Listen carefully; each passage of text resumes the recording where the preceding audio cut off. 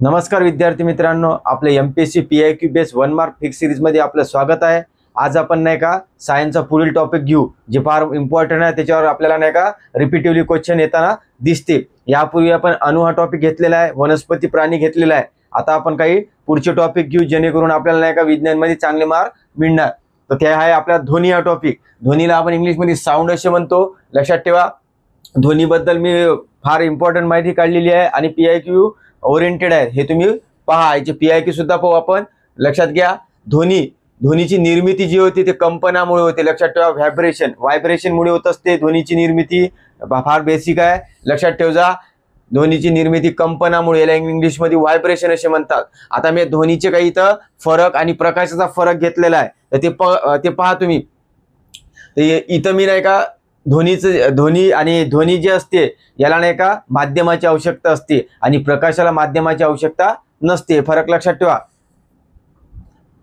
ध्वनी ज्या माध्यमातून प्रवास करत असते त्यावर आपल्याला आयोग बरेच प्रश्न विचारलेले आहे। ध्वनीचा सर्वात जास्त वेग कशात आहे तर स्थायूमध्ये आहे, त्यानंतर द्रवामध्ये आणि सर्वात कमी वायूमध्ये, त्या तीन अवस्थेत, हे लक्षात ठेवा। आणि निर्वात पोकळीत ध्वनीचा वेग हा 0 असते, हे माहीत असलं पाहिजे, कारण की हे आपल्याला प्रश्न विचारलेला आहे। निर्वात पोकळी सर्वात जास्त वेग असते, हे विधान चूक राहील, कारण की सर्वात जास्त वेग स्थायू, त्यानंतर द्रव्य, त्यानंतर वायू आणि निर्वात पोकळी 0। आणि याच उलट जे आहे ध्वनीच्या, ते प्रकाशाचं काम चालते। बघा, प्रकाशाचा सर्वात जास्त वेग कुठे आहे? निर्वात पोकळीत, त्यानंतर वायू, हे बघा वायू उलट चाललं, मग द्रव्य, मग स्थायू। म्हणजे आपल्याला सांगता येईल की बा ध्वनीच्या उलट जे क्रम राहील ते प्रकाशाचा राहील। हे तुम्हाला पाठ करा, कारण की याच्या दोघांच्या कंपॅरिझनवर प्रश्न विचारते आपल्याला आयोग, हे लक्षात ठेवा। तुम्हाला सर्वात जास्त प्रकाशाचा कशात राहते तर निर्वात पोकळीत, आणि सर्वात कमी कोणाचा राहते? ध्वनीचा राहते त्यामध्ये, लक्षात ठेवा।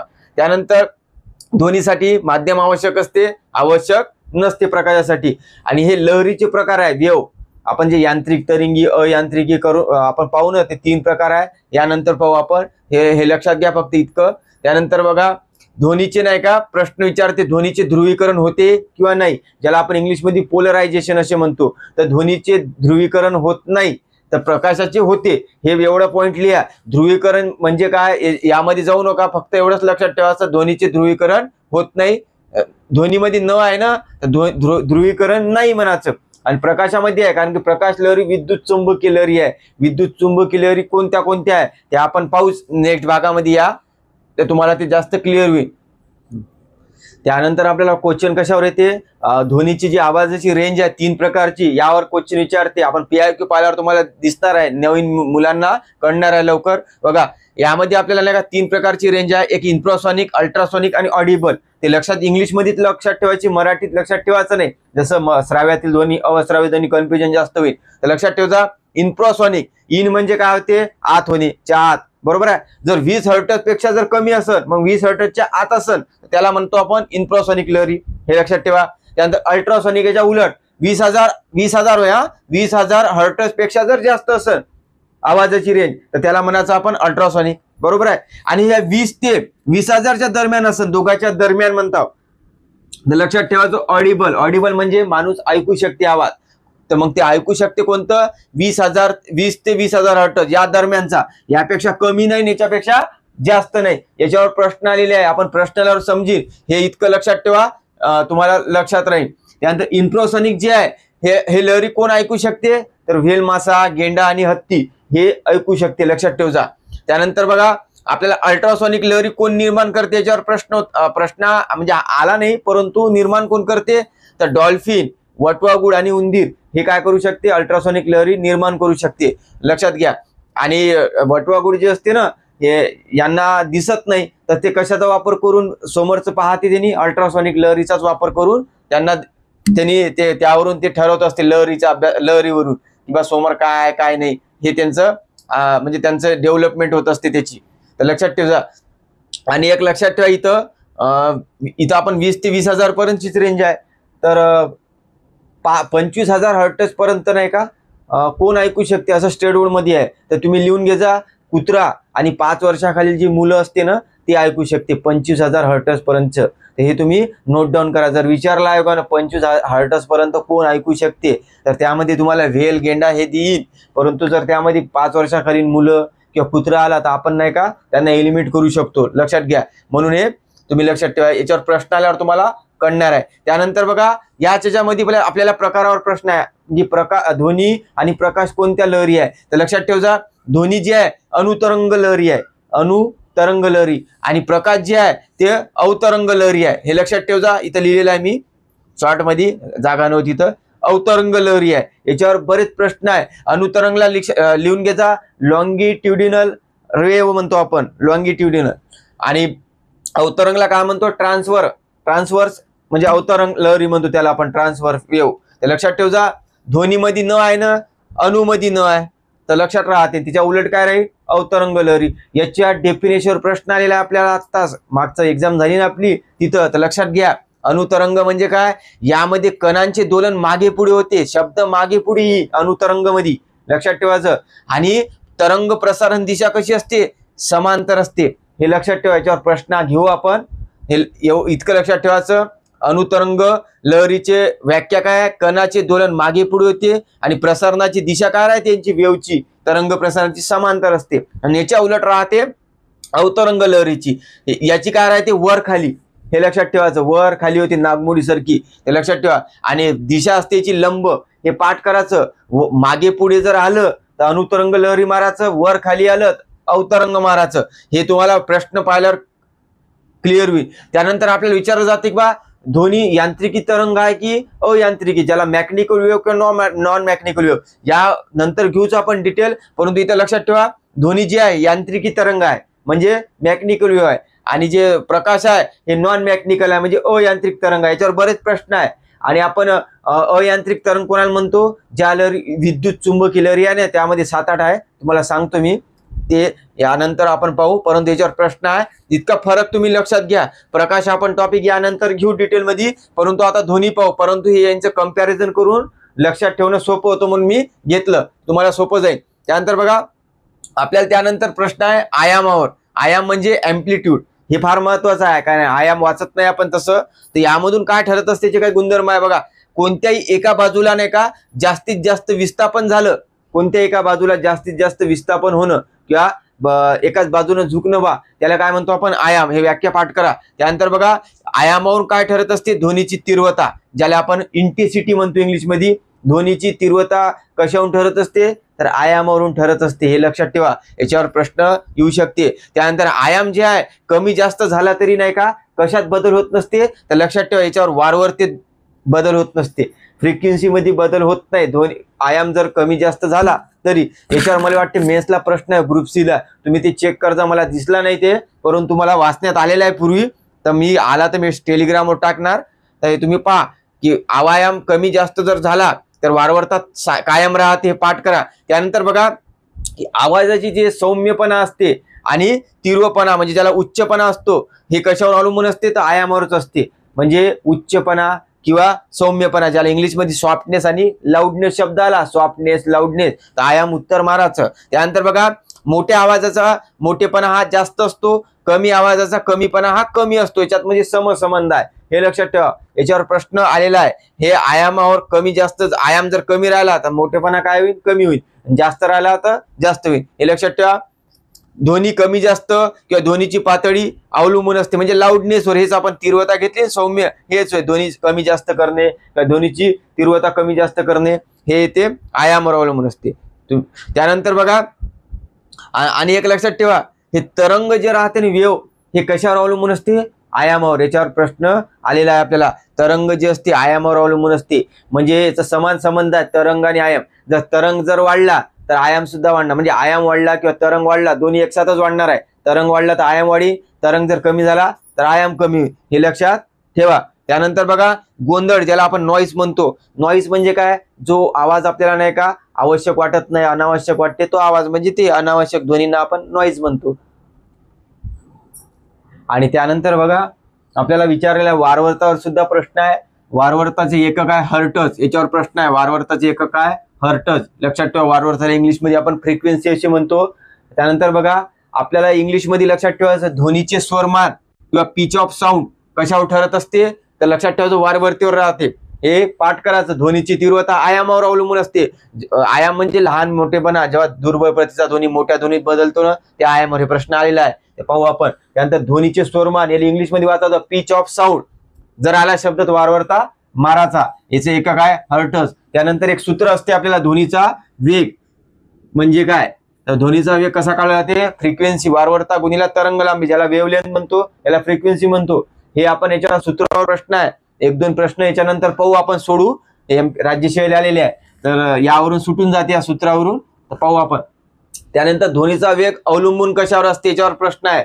तर लक्षात घ्या, तापमानावर, आर्द्रतेवर आणि हवेची दिशा यावर अवलंबून असते ध्वनीचा वेग. आणि यांचा संबंध जर विचारला, समसंबंध असते. तापमान वाढलं तर ध्वनीचा वेग वाढणार, कमी झालं तर कमी होणार. या तिघाबद्दल लक्षात ठेवा. कशावर अवलंबून असते, तर हवेच्या दाबावर नसते, दाबावर प्रेशरवर अवलंबून नसते.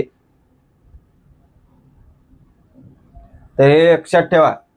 त्यानंतर बघा, ध्वनीचा वेग व्यस्त संबंध म्हणजे काय, बाय उलट असते बा ध्वनीच्या वेगाच्या. घनता आणि रेणुभार हे पाठ करायचं.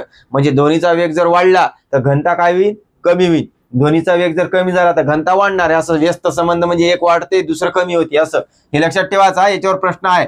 त्यानंतर डॉपलर प्रभावावर प्रश्न आहे. डॉपलर प्रभाव फक्त इतकंच लक्षात ठेवायचं, ध्वनी संबंधी आहे आणि काय करते, तर ते वारंवारतेत बदल करते, फक्त एवढं लक्षात ठेवा. वारंवारतेत बदल म्हणजे फ्रिक्वेन्सी मध्ये जो बदल करते तो आहे डॉपलर प्रभाव, लक्षात ठेवा.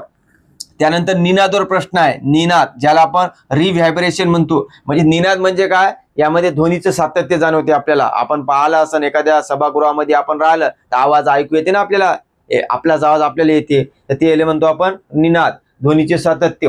आणि हे उदाहरणावर विचारलेलं आहे. काय एवढं महत्वाचं म्हणजे हेच PIQ पाठ करायचं. सार्वजनिक सभागृहात ध्वनीची निवडक दर्जा निकृष्ट राहण्याचे कारण काय, हेच आहे, कारण की आवाज आपल्याला स्पष्ट यावं म्हणून. तर लक्षात घ्या. त्यानंतर ध्वनीची तीव्रता कशात मोजतात, तर डेसिबल, याच्यावर सुद्धा प्रश्न आहे, लक्षात घ्या. आणि ध्वनीची तीव्रता मोजतात डेसिबल मध्ये, पण ध्वनीची तीव्रता अवलंबून कोणावर असते, तर आयामावर असते. इथं पाहिलं ना आपण, आयाम, अँप्लिट्यूड. लक्षात ठेवा, आयामाला इंग्लिशमध्ये विपुलता, मराठीत विपुलता म्हणते, इंग्लिशमध्ये अँप्लिट्यूड म्हणते. आयोगानं कोणता शब्द यूज केला होता माहिती आहे, विपुलता मराठीत, तर लक्षात ठेवा, इंग्लिशमध्ये अँप्लिट्यूड. त्यानंतर प्रतिध्वनीवर प्रश्न आपल्याला. प्रतिध्वनी म्हणजे काय, मूळ ध्वनीची काय पुनरावृत्ती, म्हणजे तोच ध्वनी पुन्हा ऐकू येते बाहेरच्यात, ते लक्षात ठेवा. मूळ ध्वनीची, परंतु मूळ ध्वनीची पुनरावृत्ती आढळते, हे इको. आणि याच्यावर आपल्याला प्रश्न आहे की बा प्रतिध्वनी ऐकण्यासाठी किती अंतर असलं पाहिजे, तर लक्षात घ्या, ध्वनीचा स्रोत आणि अडथळा यातील कमीत कमी अंतर किती पाहिजे माहिती आहे का, 17.2 मीटर. म्हणजे 17.2 मीटर किंवा यापेक्षा जास्तच पाहिजे. कमीत कमी 17 मीटर, 17.2 मीटर म्हणजे 17 मीटर पाहिजे, यापेक्षा जास्त. हे प्रश्न आलेला आहे. तर लक्षात घ्या, हे कशाहून ठरलं होतं, लक्षात घ्या. ध्वनीचा वेग किती असते माहिती आहे का, यावेळी 344 मीटर सेकंद, बरोबर आहे. आणि मेंदू मधील ध्वनीचे सातत्य किती राहते, 0.1 सेकंद. मग याला काढता कसे यांनी माहिती आहे का, अंतर, आपल्या डिस्टिव फॉर्म्युला राहते ना, अंतर, वेळ आणि वेगाचा, ते मांडला. तर वेग किती आहे मग, 344 मीटर सेकंद, आणि वेळ पाहिला आपण 0.1 सेकंद. याचा जर तुम्ही कॅल्क्युलेशन केलं तर 34.4 मीटर येते.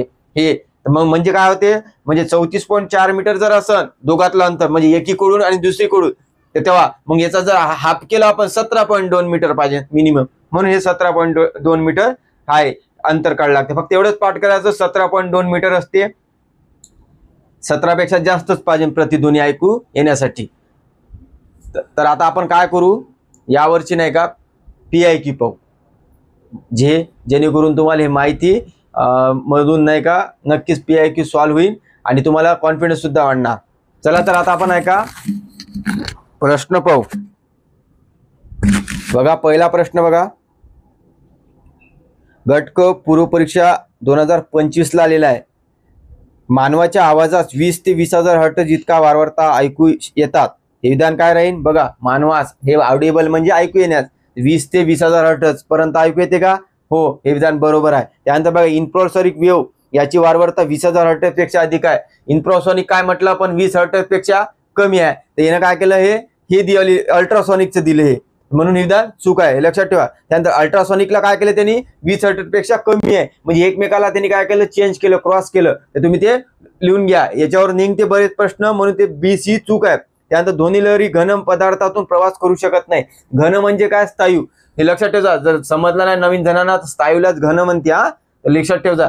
घन मधून प्रवास करत नाही काय, करते, सर्वातूनच करते, स्थायू, द्रव, वायू, फक्त निर्वात पोकळीतून प्रवास करू शकत नाही असं पहा तिथं, म्हणून विधान चूक आहे. म्हणजे याचं उत्तर काय राहील, फक्त ए बरोबर. हे बऱ्याचदा रिपीट आहे, ध्वनी लहरी घन पदार्थातून प्रवास करू शकत नाही, हे विधान चूक आहे. कारण की इथं पहा होता निर्वात पोकळीचा येथून प्रवास करत नाही, बाकी करते. निर्वात पोकळीत कोण प्रवास करते, तर प्रकाश करत असते. हे प्रश्न बघा, ध्वनीच्या जागी आपण कीवर्ड जर चेंज केला प्रकाश लहरी तर आपल्याला ते कन्फ्युजन होऊ शकते, ते लक्षात ठेव जा. सोपा कॅटेगरीतला आहे, याचं उत्तर राहील फक्त ए बरोबर.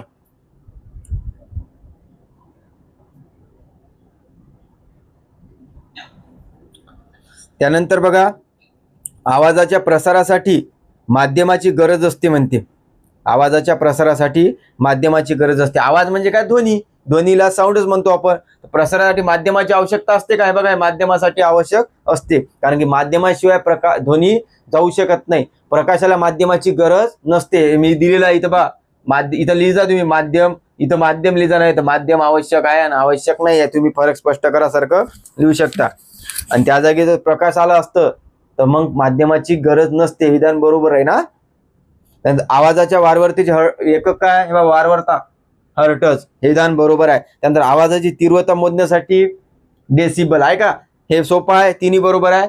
आणि आवाजाची इंटेन्सिटी कशावर ठरत असते, तर आयामावर ठरत असते, पण एकक जर विचारलं तर डेसिबल लिहायचं.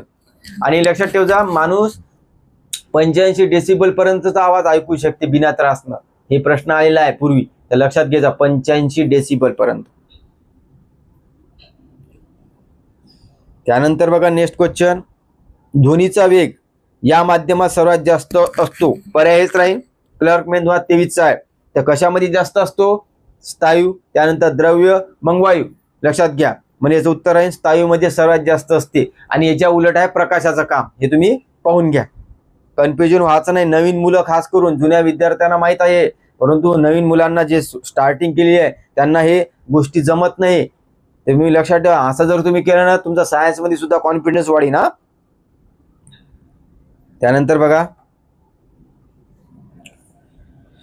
आपल्याला आता डॉपलर प्रभावावर बघा, घटक पूर्वे 22, जेव्हा जेव्हा ध्वनीचा स्रोत आणि निरीक्षक यांच्या सापेक्ष गती असते त्या स्रोताद्वारे उत्सर्जित होणाऱ्या ध्वनीच्या वारंवारतेत आणि निरीक्षक ध्वनीच्या वारंवारतेत बदल दिसून, ध्वनीच्या वारंवारतेत काय करताय, बदल दिसून येत आहे. मग आपण ध्वनीच्या वारंवारतेत जर बदल झाला तर डॉपलर प्रभाव मारतो, आणि डॉपलर प्रभाव ध्वनी संबंधी आहे, तर इथं काही जास्त काही विचार करायची गरज नव्हती, म्हणून याचं उत्तर आहे डॉपलर प्रभाव. आणि हाय काय आहे, तर लक्षात ठेवजा, ध्वनीच्या वारंवारतेत बदल होते. आणि डॉपलर प्रभाव ध्वनीबद्दल जसा आपण म्हणतो तर प्रकाशासंबंधी सुद्धा आहे, त्या प्रकाशामध्ये सुद्धा डॉपलर प्रभाव दिसून येते असं दिलेलं आहे, तर लक्षात ठेवजा.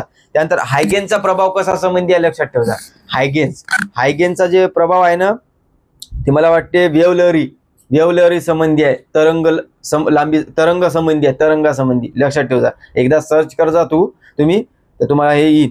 बाकीचे, आणि भ्रमणचा प्रभाव जे आहे, फोटॉनच्या इलेक्ट्रॉनशी होणाऱ्या अप्रत्यक्ष संघातास म्हणजे प्रकाशाची विकिरण, हे दोन्ही गोष्टी आलेल्या आयोगानं, तर लक्षात ठेवजा. आणि जूलचा प्रभाव जे असते ना, ते लक्षात ठेवजा इलेक्ट्रिक करंट संबंधी आहे, इलेक्ट्रिक करंट. जूलचा प्रभाव तुम्ही नेटवर टाका किंवा पुस्तकात पहा, जूलचा प्रभाव, रमन प्रभाव, डॉपलर प्रभाव, हायगेन्स प्रभाव, हे तुम्ही टाकाले पाहिजेत. एक ब्रोगली सिद्धांत आहे, तुम्ही नोट डाऊन करजा. ब्रोगली आहे तरंग लांबी संबंधी, वेव्ह लेंथ संबंधी आहे, आणि जे हायगेनचा वेव्ह संबंधी आहे, लक्षात ठेवजा. वेव्ह लेंथ म्हटलं तरंग लांबी संबंधी ब्रोगलीचा सिद्धांत, आणि एक आहे हायसेनबर्गचा सिद्धांत आहे, ते इलेक्ट्रॉनचा अनिश्चितता सिद्धांत. हे तुम्ही नोट डाऊन करा, फार इम्पॉर्टंट सिद्धांत आहे, तुम्हाला आलेली आहे, PIQ चा हा, लक्षात ठेवजा. एका जागी प्रभाव करून टाकायचा आणि पर्यायाचा तुम्ही अनालिसिस करता यावाल्या.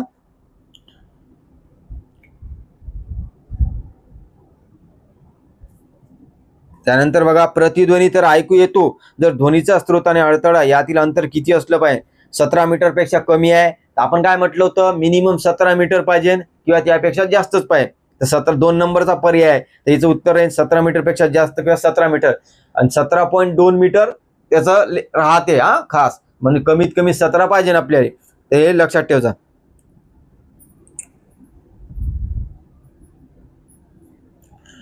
त्यानंतर बघा, ध्वनी तरंग हे यांत्रिकी अनुतरंग आहे. बघा, ध्वनी तरंग यांत्रिकी अनुतरंग आहे, प्रश्नातच दिलेला आहे. आणि आयोगाने काय विचारलं मेन्सला, ध्वनी तरंग काय आहे, तर यांत्रिक. प्रश्नातलीच माहिती पुन्हा प्रश्न बनवला त्यांनी. बघा, दोन्ही तरंग यांत्रिकी तरंग असून खालीलपैकी कोणत्या माध्यमातून त्या प्रवास करतात? तर वायू, द्रव, घन वरील सर्व माध्यमातून करतात. आहे का नाही प्रवास? हे महत्वाचं, लक्षात ठेवा.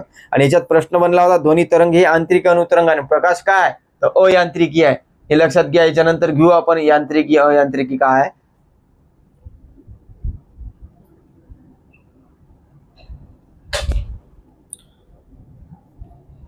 बघा, गट ब मुख्य परीक्षेला 2023 लाच आला. खालीलपैकी कोणते तरंग यांत्रिकी तरंगाचे उदाहरण आहे? मग काय होतं पर्यामध्येच ध्वनी तरंग यांत्रिकी तरंग असून कोणत्या माध्यमातून प्रवास करते? म्हणजे प्रश्नातच होता ना पहिले, आता त्याच प्रश्नातून यांनी करून म्हणजे प्रश्न बनवला. बघा, ध्वनी तरंग हे यांत्रिकी तरंगाचे उदाहरण आहे. तर प्रकाश लहरी, रेडिओ लहरी, दूरचित्रवाणी तरंग हे सर्व अयांत्रिकी तरंग आहे, कारण की या विद्युत चुंबकीय लहरी आहे. आपण घेऊच्या नंतर हे डिटेलमध्ये, तर तुम्हाला ते लक्षात राहील. त्याचं उत्तर आहे ध्वनी तरंग यांत्रिक तरंग आहे. त्यानंतर ध्वनीची कमीत कमी श्रवणीय वारंवारता म्हणजे काय? तर यामध्ये काय असते माहित आहे का? वारंवारता आणि ध्वनीची तीव्रता यामध्ये समसंबंध आहे. जर वारंवारता जास्त असेल ध्वनीची तीव्रता जास्त असते, वारंवारता कमी असेल तर ध्वनीची तीव्रता कमी असते. आपण बघा ना, फ्रिक्वेन्सी वाढत असतो आपण ज्यावेळेस काही लाऊडस्पीकर वाजवून फ्रिक्वेन्सी वाढव म्हणतो पहा, वारंवारता. तर त्यामध्ये मग वाढवलं तर काय होते? चांगल्या प्रकारे आवाज येते ना, म्हणून ते तसं. कमी केलं तर कमी आवाज येते, म्हणून ते तसं लक्षात ठेवायचं. ध्वनीची कमीत कमी श्रवणी वारंवारता म्हणजे काय? ध्वनीची न्यूनतम मर्यादा. आरंभ, उच्चतम, युजलेस पर्याय होते बाकी. आणि हे निघत होतं आपल्याला उत्तर, सोपा कॅटेगरीतला होता, तर लक्षात ठेवायचा. याचं उत्तर राहील 2.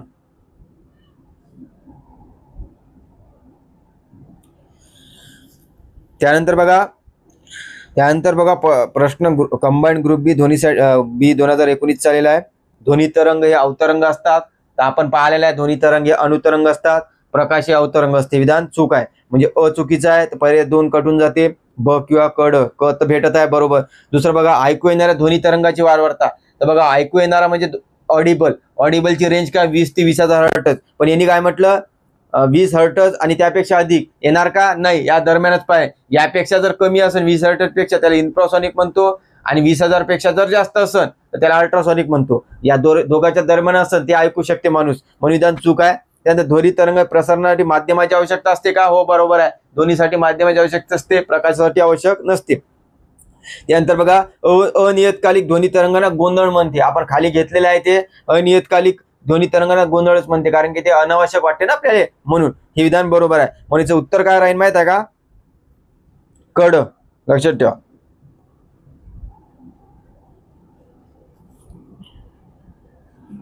त्यानंतर बघा, खालीलपैकी कोण इन्फ्रासॉनिक लहरीचा वापर एकमेकांशी संवाद साधण्यासाठी करतो? इन्फ्रासॉनिक लहरीचा ऐकू कोण शकते? व्हेल, गेंडा आणि हत्ती. याचं उत्तर आहे वरीलपैकी सर्व. त्यानंतर बघा, तेव्हा जेव्हा आपण दुर्बल प्रतीचा ध्वनी मोठ्या ध्वनीत बदलतो तेव्हा ध्वनीची काय वाढतो म्हणते? ते बघा, दुर्बल प्रतीचा ध्वनी म्हणजे कमी प्रतीचा ध्वनी मोठ्या ध्वनीत बदलतो. बघा, कमी, मोठेपणा, लाऊडनेस, सॉफ्टनेस आलं का याच्यात? हे लक्षात ठेवा. हे आयाम कमी जास्त झाला तर काय वरते पहा, आवाज, ध्वनीची तीव्रता म्हणजे ध्वनी कमी जास्त करणे, हे याच्यावरच अवलंबून असते. त्यानंतर बघा, इथं मोठा आवाजचा मोठेपणा, कमी आवाजाचा कमीपणा, याचा आयामावर अवलंबून असते. म्हणून आपण काय म्हणतो याला? याची आपल्याला काय करायला लागेल? जेव्हा आपण कमी प्रतीचा ध्वनी मोठ्या ध्वनीत बदलत असेल तर ध्वनीची आयाम वाढवावं लागेल. हे पाठ करायचं. याचं उत्तर राहील विपुलता वाढवतो. याला इंग्लिशमध्ये अँप्लिट्यूड म्हणते. लक्षात ठेवा, आयाम, विपुलता आणि अँप्लिट्यूड हे तिन्ही शब्द लिहून घ्या.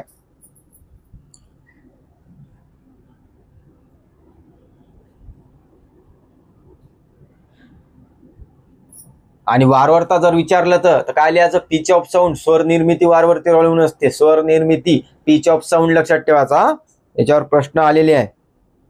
त्यानंतर बघा, हे जे आपण आर्द्रता बोललो ना, आर्द्रता, तर लक्षात ठेवायचं, आर्द्रता उन्हाळ्यात नाही, उन्हाळ्यापेक्षा नाही का हिवाळ्यात आणि पावसाळ्यात आर्द्रता जास्त असते. लक्षात ठेवायचं, कारण की आपल्याला ते दव घेऊ पडते ना, तसा वातावरण पाहिजे असते. याच्यामध्ये कसं असते, उन्हाळ्यात कोरडेपणा असते ना, म्हणून आर्द्रता जास्त नसते, म्हणून असं आहे. तर आपल्याला विचारलं जाते की बघा प्रश्न पाहिला तो, दाट धुके असलेल्या रात्री दूरवरून जाणाऱ्या आगगाडीची शिटी स्पष्टपणे ऐकू येते. हे विधान बरोबर आहे, कारण की दाट धुके कधी पडत असते? हिवाळ्यामध्ये पडत असते. लक्षात ठेवा. त्यानंतर ध्वनीची हवेतील वेग आणि हवेचा आर्द्रता यामध्ये समानुपाती संबंध असते. ध्वनीचा वेग आणि आर्द्रता यामध्ये समान संबंध आहे, हे सुद्धा बरोबर आहे. याचं उत्तर आहे दोन्ही बरोबर.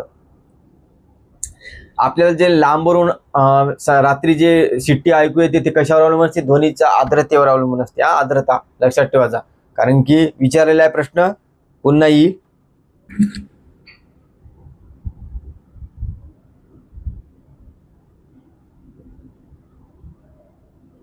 बघा एसओ प्री 2015 आलेलाच आहे. उन्हाळ्यापेक्षा हिवाळ्यात किंवा पावसाळ्यात ध्वनी लांब अंतरावर स्पष्टपणे ऐकू येतो म्हणते. बरोबर आहे, कारण की हिवाळ्यात आणि पावसाळ्यात आर्द्रता जास्त असते, उन्हाळ्यात कमी असते. कारण विचारलं आहे की हिवाळा आणि पावसाळ्यात हवेतील आर्द्रता जास्त असते. म्हणजे हे आर्द्रतेवर अवलंबून असते. दूरवरून जर एखादी गोष्ट स्पष्ट ऐकू येत असेल तर ते कशावरून? आर्द्रता. हे लक्षात ठेवा. पुन्हा येईन, सोपा कॅटेगरीतला आहे. फक्त समान संबंध लक्षात ठेवा. तापमान, आर्द्रता, हवेची दिशा, दाब येत नाही. याच्यावर प्रश्न आलेला आहे, पाहू आपण.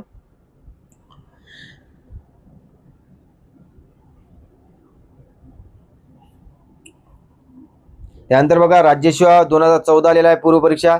ध्वनी लहरी वायू पदार्थापेक्षा स्थायू पदार्थातून वेगाने जातात. तर बरोबर आहे, स्थायूमध्ये सर्वात जास्त वेग आहे, त्यानंतर वायूमध्ये आहे. हे तुम्ही लक्षात घ्या, सोप्या कॅटेगरीतला आहे. त्यानंतर ध्वनी लहरी निर्वात पोकळीतून सर्वात जलद गतीने प्रवास करतात. विधान चूक आहे. निर्वात पोकळीत ध्वनीचा वेग हा 0 असतो.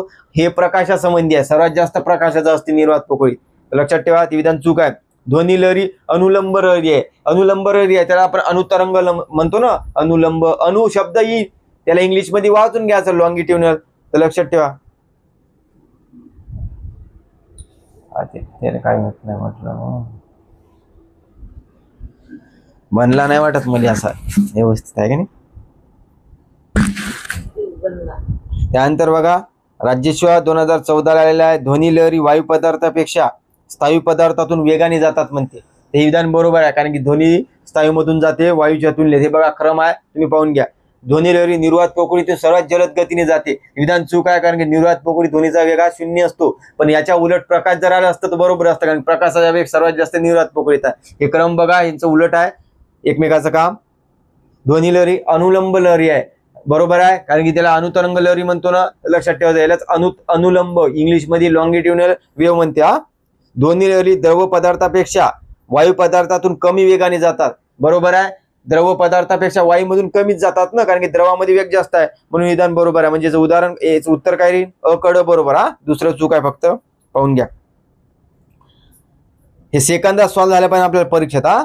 कारण की आपल्याला एवढी करायचं आहे, आपल्याला वेळ कमी लागला पाहिजे, बाकीच्या गोष्टीला वेळ दिला पाहिजे. सार्वजनिक सभागृहात का प्रेक्षकगृहात ध्वनीविषयक दर्जा निकृष्ट राहण्याचे कारण निनाद आपण घेतलेला आहे, रिव्हायब्रेशन. ते लक्षात घ्या.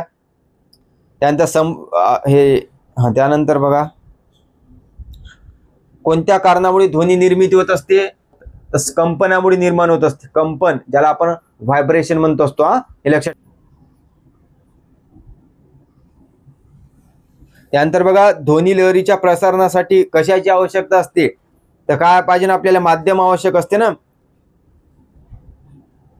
माध्यम, ते विधान माध्यम आहे. निर्वात पोकळी आवश्यक असते का ध्वनीला? आपण गीता पाहिलं, म्हणून याचं उत्तर राहील भौतिक वस्तू पदार्थ. म्हणजे माध्यम म्हणजे भौतिक वस्तू पदार्थ. भौतिक वस्तू म्हणजे काय? तापमान, आर्द्रता, रेणुभार, याला भौतिक वस्तू म्हणतो यामध्ये आपण. लक्षात ठेवा. हे बघा, हे भौतिक वस्तू आहे. तापमान, आर्द्रता, हे घनता, रेणुभार, हे त्यांच्या भौतिक वस्तू आहे. परंतु यांचा संबंध लक्षात ठेवावा लागते. सम कोणाचा आणि व्यस्त कोणाचा, याच्यावर प्रश्न आलेला आहे. आपण पाहू. वारंवारतेचे एसआय एकक कोण आहे? तर हर्ट्ज आहे. बघा वारंवारतेचं पुन्हा आला. वारंवारतेचे एकक एसआय एकक हर्ट्ज आहे, तुम्ही पाहून घ्या. त्यानंतर स्थिर हवेत तरंगाचे प्रसारण होत असताना पुढीलपैकी कोणती राशी कमी होती? आता इथं तुम्ही कन्फ्युजन होऊ शकता, म्हणून इथं मी सांगितलेलं आहे की बा तरंग जे आहे, इथं बघा येत आहे काय? तरंग म्हणजे आयामावर अवलंबून असतो. बरोबर आहे. मग इथं स्थिर हवेत तरंगाचे प्रसारण म्हणताय ना. जर तरंगचे प्रसारण आयामावर, आयाम वाढला तरंग वाढणार, आयाम कमी झाला तर तरंग कमी होईल. यांचा संबंध कसा आहे? सम. म्हणून याचं उत्तर काय राहील? बघा तरंगाचे प्रसारण होतात पुढीलपैकी कोणती राशी कमी होती बा? तर म्हणजे याच्यात कमी म्हणत आहे, मग आयाम कमी होईल. लक्षात ठेवचा. जर इथं वाढ म्हटलं असतं आयाम वाढणार, बस इतकंच फरक आहे. हे राज्यसेवेला आलेलं आहे. थोड्या गोष्टी आहे, परंतु इम्पॉर्टंट आहे. त्यानंतर बघा कोणत्या घटनेद्वारे प्रकाशाच्या अवतरंग स्वरूपाची पुष्टी केली जाते म्हणते? कोणत्या घटनेद्वारे प्रकाशाच्या अवतरंग स्वरूपाची पुष्टी केली जाते? तर आपण पाहिलं होतं बघा, इथं ध्रुवीकरण आणि ध्रुवीकरण होते, कोणाचं होत नाही? तर ध्वनीचं होत नाही, प्रकाशाचं होते. तर याचं कारण काय? या अवतरंग कोणतं असते? तर प्रकाश लहरी असते ना. मग याचं काय राहील, ध्रुवीकरण होते. मग याचं उत्तर आहे 26 नंबर, म्हणजे याचा नंबर ऑप्शन 3 नंबर ध्रुवीकरण. हे प्रश्न 2 वेळा आलेला आहे. एक प्रश्न आणखी आहे. हा, आता मी तुम्हाला ध्वनीचं ध्रुवीकरण होत नाही, प्रकाशाचं होते, हे पाठ करा. ध्वनीवर प्रश्न आलेला आहे, ते ध्वनीचं ध्रुवीकरण होत नाही ना, ते मला प्रश्न दिसला नाही म्हणून मी टाकण्याचा म्हणजे टाकेल मी टेलिग्रामवर जर दिसला तर तुम्ही लक्षात ठेवा. हा एक क्वेश्चन राहिला आपण घेऊ. त्यानंतर बघा आपल्याला आता कंबाईंडला आलेला आहे 2025ले, किंवा पुढे मागे होऊन हलवून द्रव असलेल्या सिलेंडरमध्ये कोणत्या प्रकारचे तरंग निर्माण होते. तर दट्ट्या पुढे मागे हलवून द्रव असलेल्या सिलेंडरमध्ये कोणत्या प्रकारचे तरंग असते. आता आपण पाहिलेलं बघा, पुढे मागे शब्द आला तर काय राहील, अनुतरंग, आणि वर खाली आला तर काय येईल, अवतरंग. म्हणजे याचं उत्तर राहील अनुतरंग लहरी. हे आहे डेफिनेशन, हे स्टेट बोर्डची लाईन आहे, हे तुम्हाला माहीत पाहिजे. जर तुम्ही इथं कन्फ्युजन राहिले तर कन्फ्युजनच राहू शकता, कारण की व्याख्या तुम्ही पाठ करत नाही. मग लक्षात ठेवायचं, पुढे मागे शब्द आला तर अनुतरंग मारायचं डोळे लावून, आणि वर खाली जर आला तर अवतरंग मारायचं. हे क्वेश्चन सोपा कॅटेगरीला होता, परंतु जर माहीत नसला तर तेव्हा पाय. हा लक्षात ठेवा. आता आपण याच्या नंतरचे साऊंड गिन जे आहे, सोनार गिअर तंत्रज्ञान घेऊ.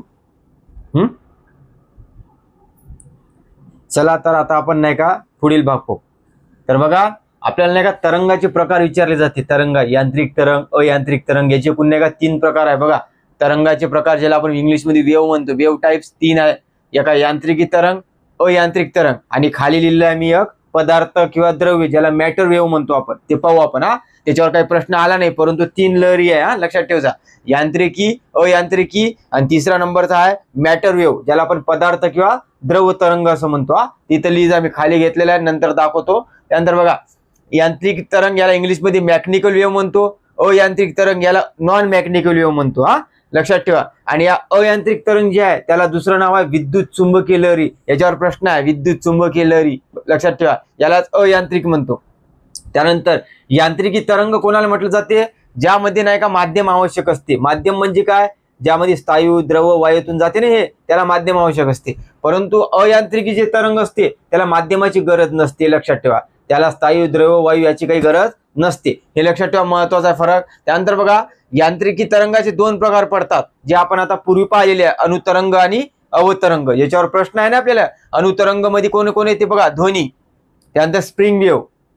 हे 2 लक्षात ठेवा. ध्वनी माहिती आहे, पण स्प्रिंग वेव्ह माहित नाही तुम्हाला, तर लक्षात ठेवा स्प्रिंग वेव्ह सुद्धा अनुतरंग आहे. आणि अवतरंग प्रकाश लहरी माहिती आहे आपल्याला, पण वॉटर वेव्ह सुद्धा लक्षात ठेवा, पाण्यातील लहरी हे अवतरंग आहे, याची उदाहरण आहे. त्यानंतर बघा जे अयांत्रिकी तरंगे असते याची काही वैशिष्ट्ये आहे, ज्यांना माध्यमाची गरज नसते. आपण पाहिलं निर्वात पोकळीतून जाऊ शकते, हे ध्वनी जाऊ शकते का, नाही. प्रकाश लहरी सुद्धा विद्युत चुंबकीय लहरी आपण पाहूच. त्यानंतर उदासीन जे असते हे उदासीन असते कण, यांची आले विद्युत चुंबकीय लहरी, जे लक्षात ठेवा. आणि यांचा वेग जे असते ना अयांत्रिकी तरंगेचा, ज्याला आपण विद्युत चुंबकीय लहरी आयोग उल्लेख करत असते, विद्युत चुंबकीय लहरी, तर लक्षात ठेवा हे यांना माध्यमाची गरज नसते, निर्वात पोकळीतून जाऊ शकतात, उदासीन असते, आणि प्रकाशाचा समान वेग असते. हे प्रश्न विचारलेला आहे. रेडिओ लहरीचा वेग हा कशा समान असते, तर प्रकाश. आणि रेडिओ लहरी कोण आहे, हेच विद्युत चुंबकीय लहरी. इथं बघा विद्युत चुंबकी बद्दल लहरीबद्दल माहिती सांगितली कोणी, असं विचारलं की बा विद्युत चुंबकीय बद्दल कोणता संशोधक व्यक्ती आहे, तर लक्षात ठेवा मॅक्सवेल आहे. मॅक्सवेल आहे, यांनी विद्युत चुंबकीय बद्दल अवधारणा केली होती किंवा त्यांनी भाकीत केलं होतं. हे लक्षात ठेवा. हे SSC ला आलेला आहे प्रश्न मॅक्सवेलचा, तर लक्षात ठेवा. विद्युत चुंबकीय आलं तर मॅक्सवेल मारायचं. त्यानंतर चला तर आता आपण नाही का विद्युत चुंबकीय लहरी कोणत्या आहे ते पाहू. बघा रेडिओ लहरी, सूक्ष्म लहरी, इन्फ्रासॉनिक लहरी, अल्ट्रासॉनिक लहरी, क्ष किरण, गॅमा किरण, त्यानंतर येते दूरदर्शन लहरी. हे काय आहे, विद्युत चुंबकीय लहरी आहे. आणखी 2 लक्षात ठेवा. सूर्य जे आहे ना आपला, सूर्यापासून येणारी ऊर्जा, ते सुद्धा सूर्य ऊर्जा असं लक्षात ठेवा. हे अनेक प्रकाश लहरी, आता आपणच पाहिलेला प्रकाश लहरी, हे सुद्धा विद्युत चुंबकीय लहरी आहे. लक्षात ठेवा. म्हणून हे निर्वात पोकळीतून जाऊ शकते. हे पाठ करा, याच्यावर प्रश्न आहे. आणि यांचा वेग, सर्वांचा प्रकाशाचा वेग समान वेग एवढा आहे. त्यानंतर बघा आपल्याला नाही का, जसं आपण अनुतरंग अवतरंग जसं पाहिलं आपण, आता तुम्हाला अनुतरंग लहरी विचारलेली आहे, अवतरंग सुद्धा विचारलेली आहे. परंतु दोन्ही असणारे कोण आहे मग, दोन्ही तर लक्षात घ्या. अनुतरंग आणि अवतरंग दोन्ही गुणधर्म आहे असणारी उदाहरण आहे समुद्रातील पाण्यातील लाटा, तर लक्षात ठेवा. आणि दुसरा आहे पृथ्वीच्या अंतरंगातील भूकंप, म्हणजे समुद्राच्या लाटा आणि भूकंप हे दोन्ही आहे, अनुतरंग लहरी आहे अवतरंग. याच्यावर प्रश्न आला नाही ते तुम्ही नोट डाऊन करा, बाकीचे तुम्ही व्यवस्थित लिहा. त्यानंतर बघा तिसरी जी लहरी होती आपली प्रकार तो होता पदार्थ किंवा द्रव्य, ज्याला आपण मॅटर वेव्ह म्हणतो इंग्लिश मध्ये. याचं उदाहरण सांगताय काही माहित आहे का? इलेक्ट्रॉन, प्रोटॉन आणि न्यूट्रॉन या गतिमान कणांना आपण काय म्हणतो? पदार्थ वेव्ह म्हणतो, हे मॅटर वेव्ह. तुम्हाला विचारीन खालीलपैकी मॅटर वेव्ह कोणती, याच्यावर प्रश्न आला नाही परंतु येऊ शकते, बाकीच्या याच्यावर आलेला आहे. या 3 लहरी असतात, हे व्यवस्थित लिहा तुम्ही असं 1 2 3. इथं जागाचा थोडा अभाव आहे त्यामुळे मी लिहिलेला आहे. तर बघा आता सोनार तंत्रज्ञान पाहू आपण. सोनार तंत्रज्ञान जे आहे याचा लॉंग फॉर्म आहे साऊंड नेव्हिगेशन ऑफ रँगिंग तंत्र. हे लक्षात ठेवा, हे साऊंड होते अर्थ एसओ, यांचा अर्थ होते नेव्हिगेशन ऑफ रेंगिंग आणि आरचा अर्थ होते रेंगिंग. हा याच्यावर नाही काय बघा, एसओचा अर्थ होते साऊंड, एनएचा अर्थ होते नेव्हिगेशन आणि रँगिंगचा अर्थ होते आरचा अर्थ होते रँगिंग. याच्यावर लॉंग फॉर्मवर विचारला नाही परंतु विचारू शकते, लक्षात ठेवा. आणि या सोनार तंत्रज्ञानामध्ये कोणत्या लहरी असतात असा तुम्हाला प्रश्न विचारी, तर कोणत्या राहतात? तर अल्ट्रासॉनिक लहरी असते, लक्षात ठेवा. अल्ट्रासॉनिक लहरी सोनार. तुम्हाला इन्फ्रासॉनिक दिन पर्यायामध्ये अल्ट्रासॉनिक दिन, बऱ्याच काही सोनिक दिन, तर तुम्हाला ते कन्फ्युजन होऊ शकते.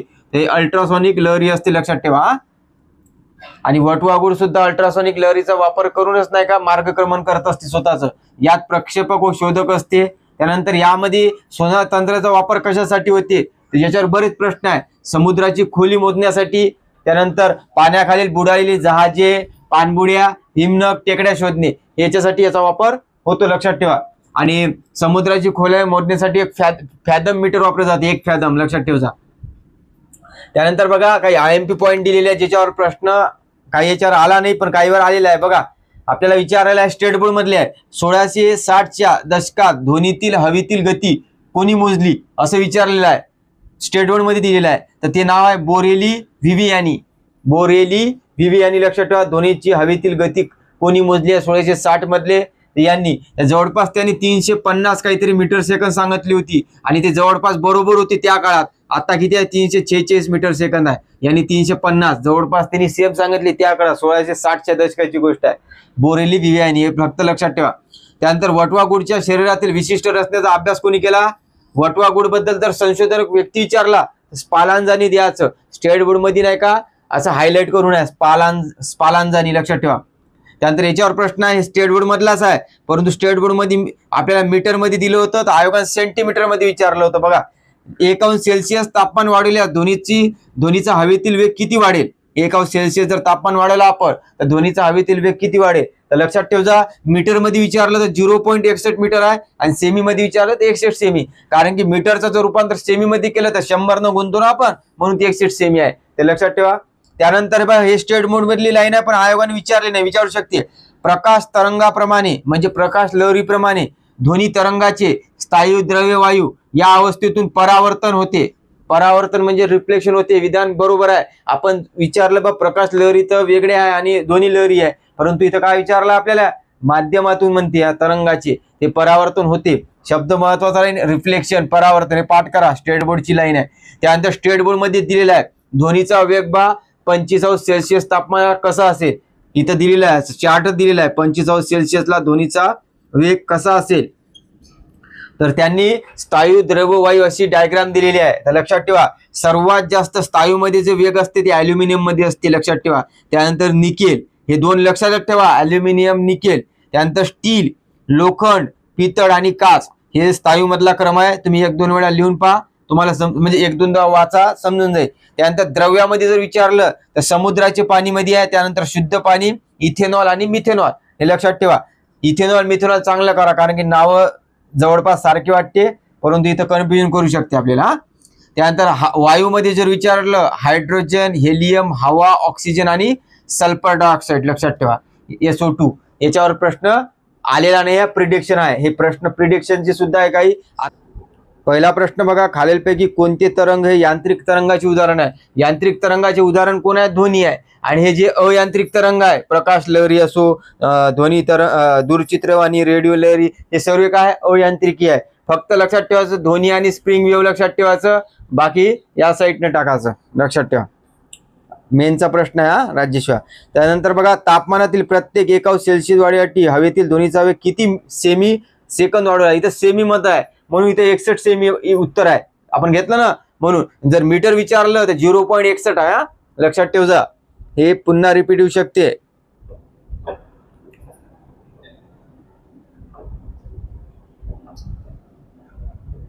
त्यानंतर बघा सोनारवर प्रश्न विचारला आहे. साऊंड नेव्हिगेशन प्रणाली जी आहे हे कशासाठी वापरली जाते, तर ही वापरली जाते 4 नंबरचा ऑप्शन, पाणबुडी सारख्या बुडलेल्या वस्तूची गती होय. बघा पाणबुडी आहे ना याच्यात, समुद्राची खोली, पाण्याखाली बुडायला जहाजे, हिमनग, टेकड्या शोधणे, हे पाठ करा, बऱ्याचदा रिपीट आहे. त्यानंतर बघा हे तंत्र वापरून समुद्राची खोली मोजतात. समुद्राची खोली कोण मोजत असतो ना आपण सोनार तंत्रज्ञान मध्ये, तर लक्षात ठेवा सोनार तंत्रज्ञान येईल. आणि यामध्ये अल्ट्रासोनिक लहरी, याच्यावर प्रश्न आला नाही अल्ट्रासोनिक लहरीवर, लक्षात ठेवा.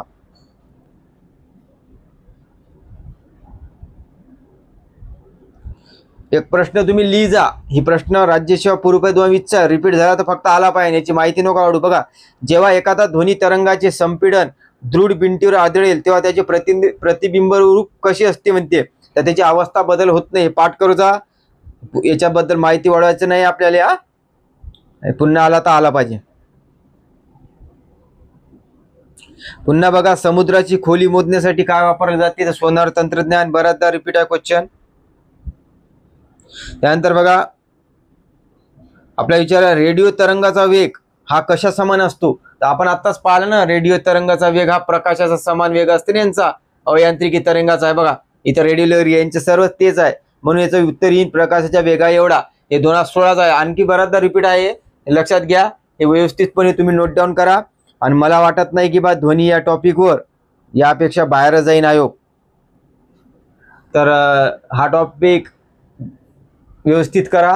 यानंतर आपण प्रकाश लहरी सुद्धा घेऊ, कारण की प्रकाश लहरी सुद्धा प्रश्न आहे. जर तुम्हाला जी मी सिरीज सुरू केलेली आहे 1 मार्क फिक्स सिरीजच म्हणतो आपण काही हॉट टॉपिक इकॉनॉमिकचे सुद्धा घेऊ आणि सायन्सचे सुद्धा घेण्याचं आहे आपलं. आज करंटचं बरेच दिवस झाले व्हिडिओ नाही पडला, तर आज आपण करंटचा व्हिडिओ टाकू, नक्कीच पहा MCQ स्वरूपात. तर आणि तुम्ही सुद्धा अभ्यास करा करंटचा चांगल्या प्रकारे. मी 36, 37, 38 अंकातलं महत्त्वाची घडामोडी घेण्याचा नक्कीच प्रयत्न करतो, पण तुम्ही सुद्धा नाही का करा, तुमच्या म्हणजे तुमच्या येणं नक्कीच तुम्हाला हेल्पफुल ठरणार. डायरेक्शन तर तुम्हाला मिळाली असं नेमकं, किंवा करंटमध्ये काय करावं लागते काय नाही करावं लागत. तर सिम्प्लिफाईड पब्लिकेशन सोर्स मधून बरेच मार्क होईन कवर, परंतु रिव्हिजन चांगली करा MCQ स्वरूपात, किंवा इम्पॉर्टंट गोष्टीवर लक्ष द्या. बराच भाग स्किप करता येते आपल्याला जर माहीत राहिलं ना की काय वाचायचं काय नाही, तर पहा. आणि जर तुम्हाला ही सिरीज जर व्यवस्थित वाटत असेल तर नक्कीच लाईक करत जा, कमेंट करा, शेअर करा. धन्यवाद.